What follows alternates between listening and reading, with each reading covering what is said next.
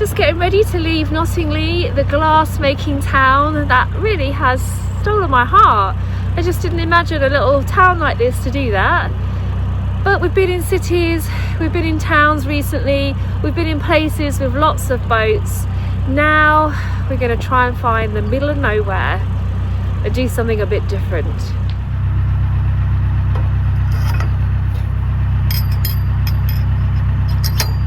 This peg was straight when it went in the ground, but there's a massive boat that goes past up here.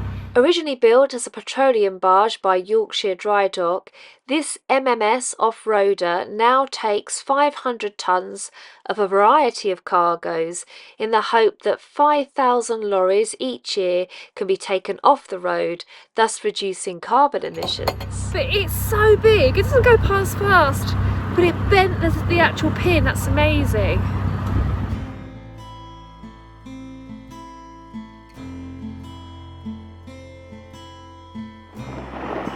It's quite windy today.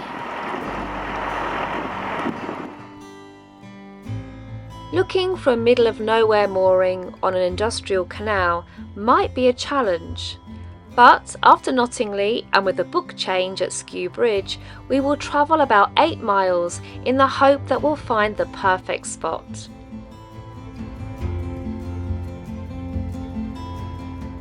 So there's quite a few big working barges that come up and down here, and actually this bridge ahead I saw one approach it and cleverly transform in order to fit underneath it.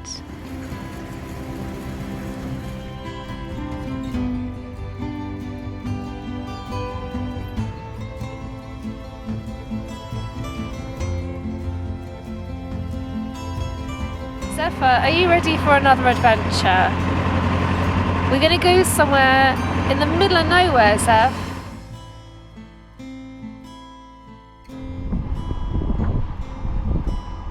This is one of Allied Glass's factories, which is the UK's largest glass producer, specialising in high-value containers, particularly spirit bottles.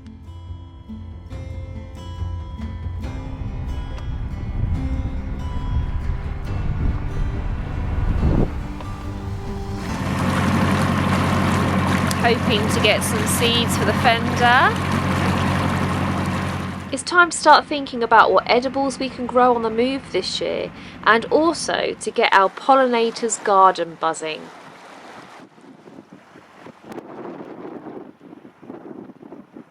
The best growing year we've had so far was 3 years ago, but in the last couple of years the very wet summers have really affected our crops.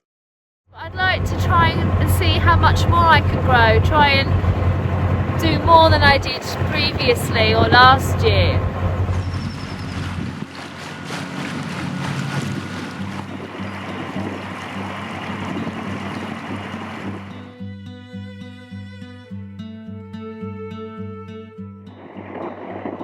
You don't often see a boat standing up like that, do you?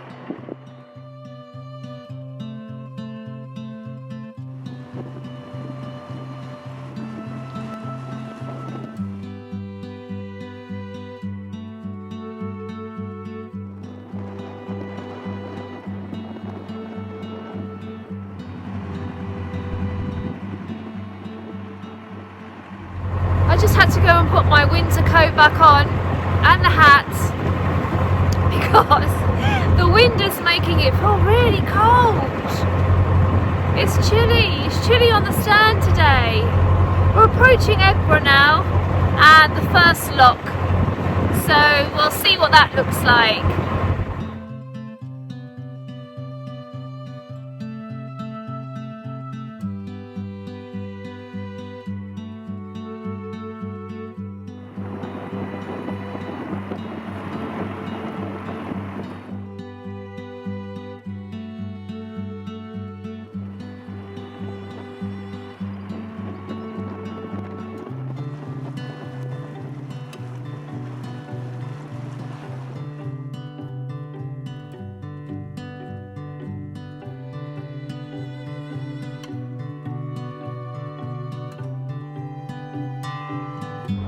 From this mill here, there's a really beautiful warming smell.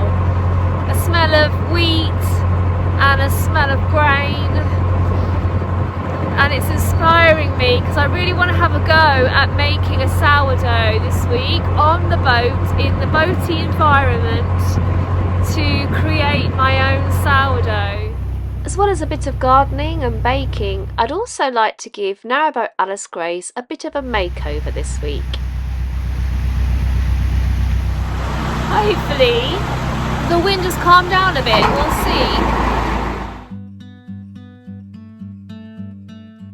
These two are really interesting because I've been told they're the biggest ex-commercial barges which are now homes for continuous cruisers. Wow, look at the size of them. So Lonsdale, John Harker Limited. Lonsdale was built in 1948 by John Harker Limited in Nottingley and was a tanker power barge. And Frida Carlos launched in 1964 from Nottingley with a capacity of carrying 268 tonnes. So what is Alice Grace's carrying capacity? Max load, including people, 400 kilograms. So, crikey, I've got to stop eating the biscuits.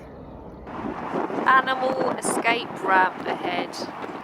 All along this stretch of the Aire and Calder, because the drop down is steep, these little climbing islands have been added, so any animals that find themselves in the water can easily get themselves out.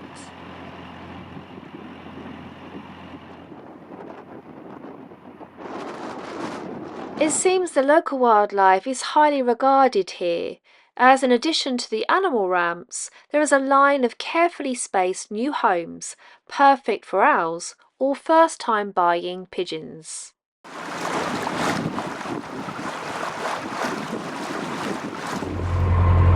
It's really pretty now, it's really less industrial looking and more green. The signs of middle of nowhereness were starting to pop up everywhere. It's still really blowing.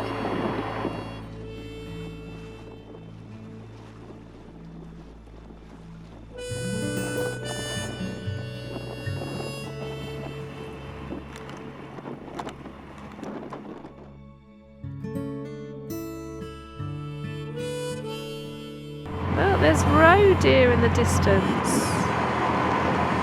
In that field.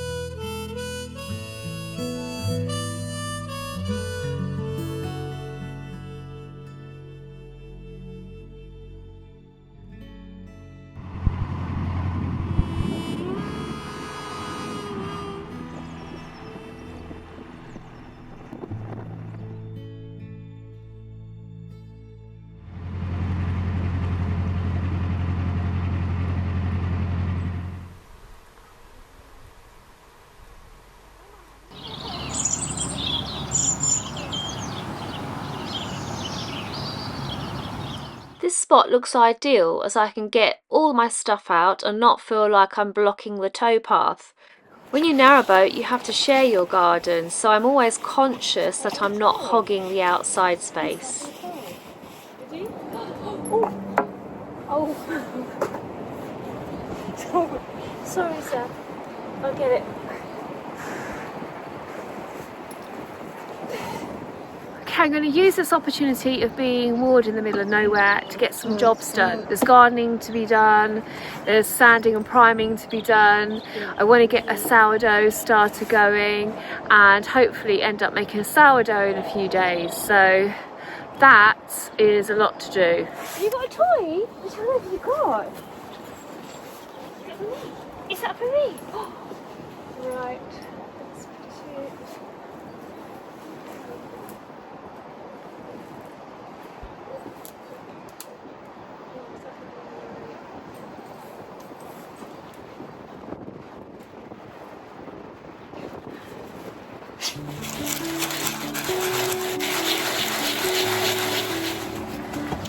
Paris. I'm going to tackle the bow deck first by sanding, treating any rust spots, applying 4 coats of primer and then painting over it all.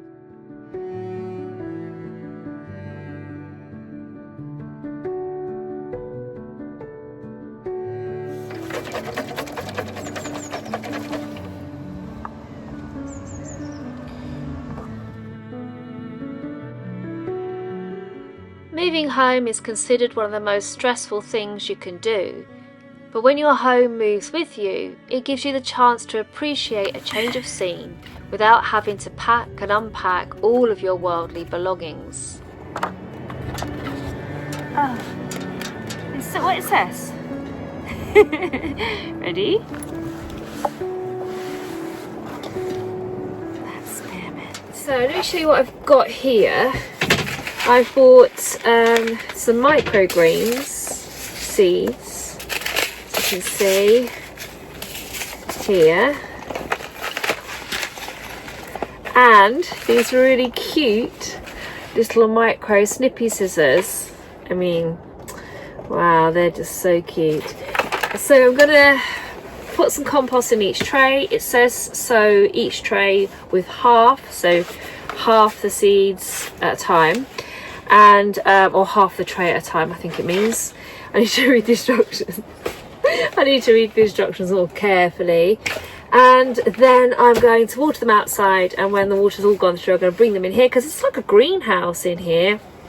When we're not cruising, we've moored and the pram hood's up, it's really good shelter. Tomatoes already that have been growing from tiny seedlings.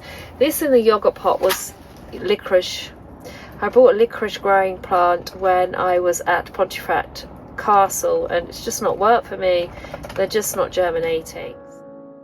Tomorrow is a very special day on Narrowboat Alice Grace because it's Zephyr's 8th birthday. Time has flown since she was a puppy, reminding me once again how important it is to appreciate every day, whatever the weather. Let's do the chard. This is chard. We're only going to do half of them, and we're going to save the packet.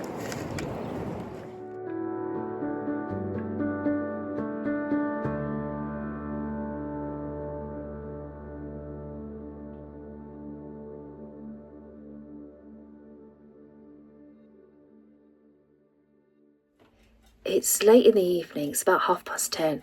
I've just waited for Zephyr to go to bed so I can wrap her birthday presents because it's her birthday tomorrow and she's very nosy and she'll see them first.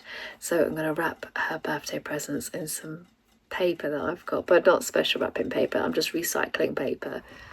A couple of days ago I took her shopping so she could actually pick out her birthday presents.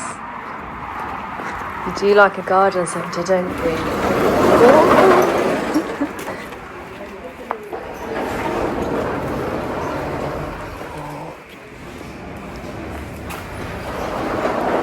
Well, you don't want bird food for your birthday. Should we go and find the toys? The dog toys? Look. Zephyr had a great time shopping in this shop, and that's because it provided a service that she expects from every shop. The lady's going to give Zephyr a biscuit. But you got to sit. Zephyr, sit nicely. Good girl. Good girl. Look. Sit down then. Do we do car? Sit down, good girl. Oh, yeah. Oh.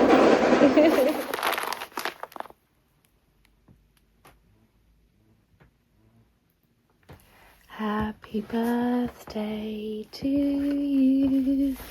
Happy birthday to you. Happy birthday, Happy birthday to you. I've got another one.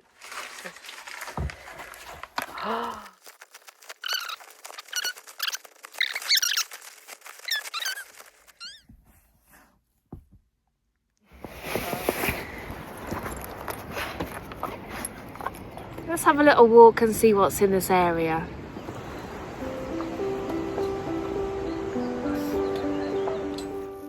Wellington was home to the Army, Land Army and RAF Snaith during World War II, housing the 150 Squadron, 51 Squadron and the largest women's land army camp in Yorkshire.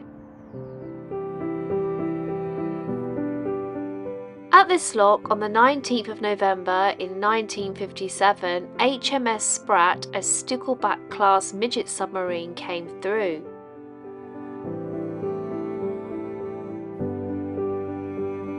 I've got coltsfoot here, Zeph. So pretty. Definitely looks like a chimney brush, doesn't it? But one that's not been used to sweep chimneys. This plant gets its name due to the shape of its leaves, which actually come after it's flowered, and they resemble the underside of a coltsfoot. In England, in the days before people could read and write, shops would use symbols to identify themselves, and the coltsfoot was used as the sign for the apothecary. And over there, Zeph, past your head is the lesser celandine. There. Another beautiful yellow flower, but this one's in the buttercup family. The lesser celandine is supposed to flower around the same time as the swallows arrive, but I haven't seen any yet. In fact, it comes from the Greek word which means swallow.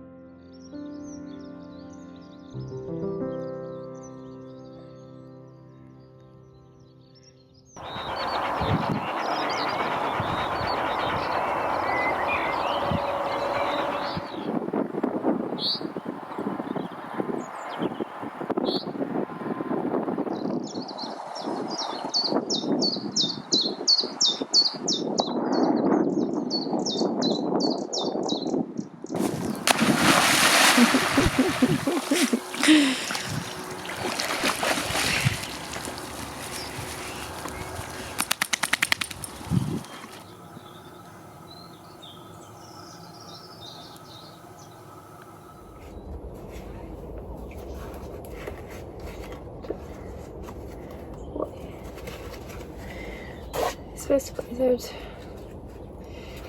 See, I don't do DIY very often. Okay.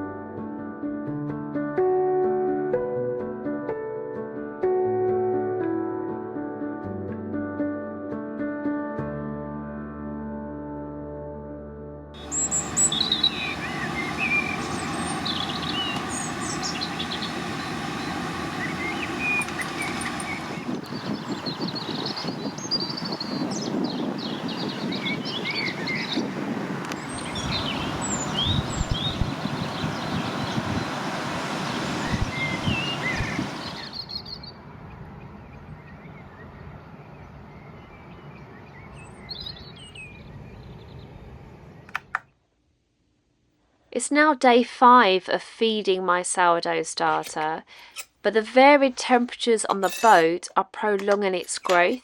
It's very hard to get a consistent temperature on a boat, so I'm going to give it another feed and hope it will be ready in the morning.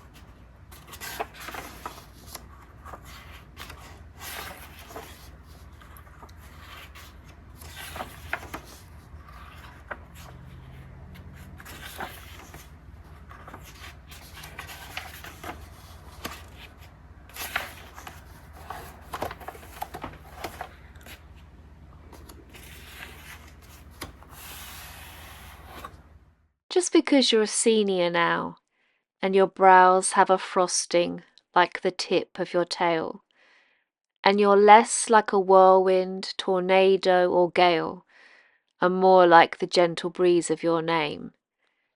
It doesn't mean you need to be serious and wise, or cease from finding life an exciting surprise, or be sniffless, digless, demoralized by a throwing and catching game. Continue to wag your tail at it all, and marvel on how every walk there's a ball, and something that seems like a small miracle in a hedge, on the path, by a tree. Then years will not alter the spirit in you, for a spirit that's fit makes you feel like you're new. But of course, all these things you continue to do, for it's you that has taught this to me.